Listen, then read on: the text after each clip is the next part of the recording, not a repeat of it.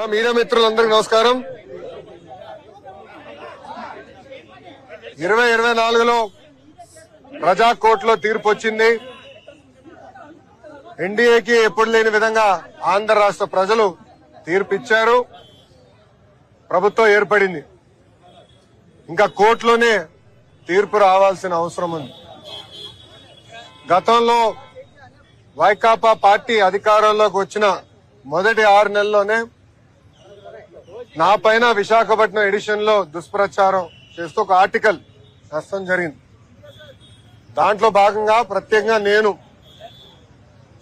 Visakhapatnam airport లో tea coffee తీసుకున్నానని, దానికి అయిన ఖర్చు 25 లక్షల రూపాయలని, అది ఇప్పుడు ప్రభుత్వం చెల్లించడానికి ఇబ్బంది పడుతుందని ఆనాడు సాక్షి పత్రిక ఆర్టికల్ వేసింది.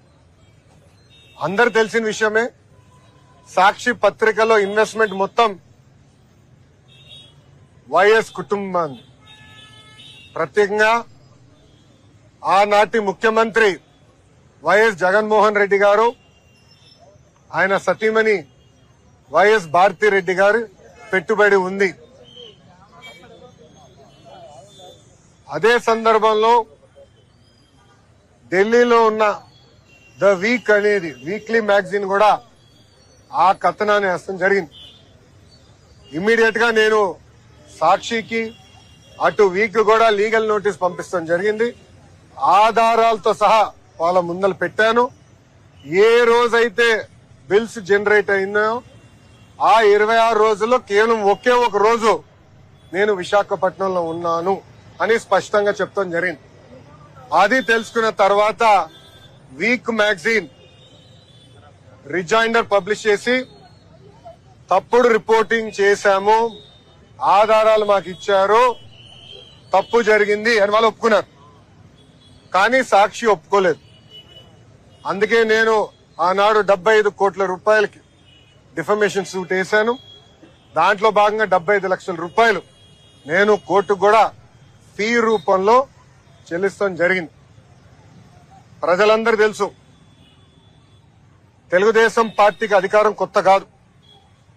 చంద్రబాబు నాయుడు గారు పదే పదే మాకు చెప్పారు, ప్రజాధనాన్ని మిస్యూజ్ మీరు చేయొద్దు, సింపుల్ గా ఉండండి, ప్రజల దగ్గర ఉండండి, ప్రజలకు అందుబాటులో ఉండండి అని పదే పదే చెప్పారు. ఇక్కడున్న మీడియా మిత్రులు కూడా తెలుసు, గతంలో అంటే 2017 నుంచి 19 నేను మంత్రిగా ఉన్నప్పుడు కూడా నా సొంత వాహనాలే వాడుకున్నా. వాటర్ ఖర్చు, టీ ఖర్చు నేనే డబ్బులు చెల్లించా. ఇప్పుడు మంత్రి అయిన తర్వాత కూడా ఈ రోజు కూడా నా సొంత వాహనంలోనే నేను వచ్చాను. దానికి అయ్యే డీజిల్ కూడా నేను నా జోబు నుంచే చెల్లిస్తున్నా. ఒక కప్పు కాఫీ నేను తాగను, ఒక బాటిల్ నీళ్లు నేను ప్రభుత్వం నుంచి ఏనాడు తీసుకోలేదు. అది ఒక పక్కన చంద్రబాబు నాయుడు గారు, ఇంకో పక్కన నా తల్లి భువనేశ్వరి అమ్మ నాకు పదే పదే చెప్పి ఇప్పుడు కూడా నేను కట్టుబడి ఉన్నా. 5 సంవత్సరాలైనా సిగ్గు లేకుండా ఇప్పుడు కూడా సాక్షి పత్రిక యజమాని తరపున వచ్చిన లాయర్లు వాదిస్తాం. చాలా చాలా బాధాకరం. ఆర్టికల్లో చాలా క్లియర్ గా చిన్నబాబు చిరు తిండి 25 లక్షలండి అని రాశారు. లోపల ఆర్టికల్లో చాలా స్పష్టంగా నా పేరు 6-7 సార్లు ప్రస్తావించారు. దాంట్లో చాలా క్లియర్ గా నేను అక్కడ తిన్నానని, ఆ బిల్స్ ఆనాటి ముఖ్యమంత్రి చంద్రబాబు నాయుడు గారి అకౌంట్ లో నేను వేశానని కూడా వాళ్ళు చెప్తాం జరిగింది. మీడియా అనేది ఒక బాధ్యతగా ఉండాలి. ఒక ఆర్టికల్ వేసే ముందలా రీసెర్చ్ చేయాలి. అవసరమవుతే ఆనాడు సాక్షి అడుగుండాల్సింది, మీ పైన కథనం వేయబోతున్నాం, మీ స్టాండ్ ఏంటని చాలా స్పష్టంగా నేను క్లియర్ చేసేవాడు. కానీ మీకు తెలిసిన విషయమే, సాక్షి అనేది ఒక బ్లూ మీడియా. అసత్యాలు రాష్ట్రం అనేది వాళ్ళ నైజం, కొత్త ఏం కాదు. గతంలో కూడా మీరు చూసారు, సొంత బాబాయిని జగనే లేపేసి నారాసుడ రక్త చరిత్ర అని ఒక హాఫ్ పేజ్ చంద్రబాబు నాయుడు గారి పైన లేకుండా కింద ఆయన ప్యాంట్ షర్ట్ వేసుకుని, ఏమంటారు అది, మన కత్తి పట్టుకుని ఒక ఫోటో కూడా వేస్తాం జరిగింది. దీనికి ఫుల్ స్టాప్ పెట్టాలి, విలువలు ఉండాలి అన్న ఆలోచనతోనే నేను డిఫమేషన్ సూట్ వేశాను. జగన్మోహన్ రెడ్డి లాగా నాకు ప్రజాధనం లూటీ చేస్తూ రాదు. మనందరం చూసాం, 500 కోట్ల రూపాయలు ఖర్చు పెట్టి ఒక ముఖ్యమంత్రి ఉండేదానికి ఎలాంటి ప్యాలెస్ విశాఖపట్నంలో కట్టారు.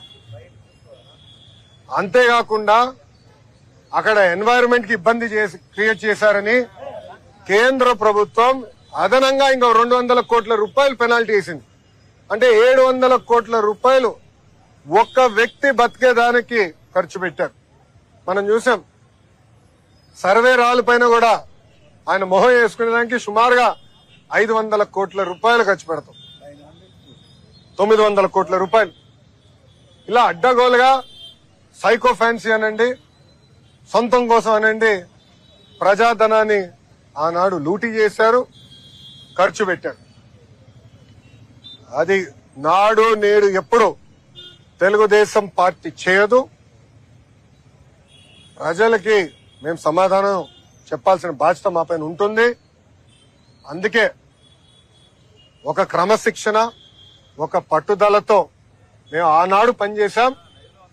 అదే క్రమశిక్షణ, అదే పట్టుదలతో రాబోయే 5 సంవత్సరాలు కూడా మేము ప్రజల కోసం ఆర్నిసలు కష్టపడతాం, పని చేస్తామని ఈ సభాముఖంగా తెలుపుకుంటున్నాం.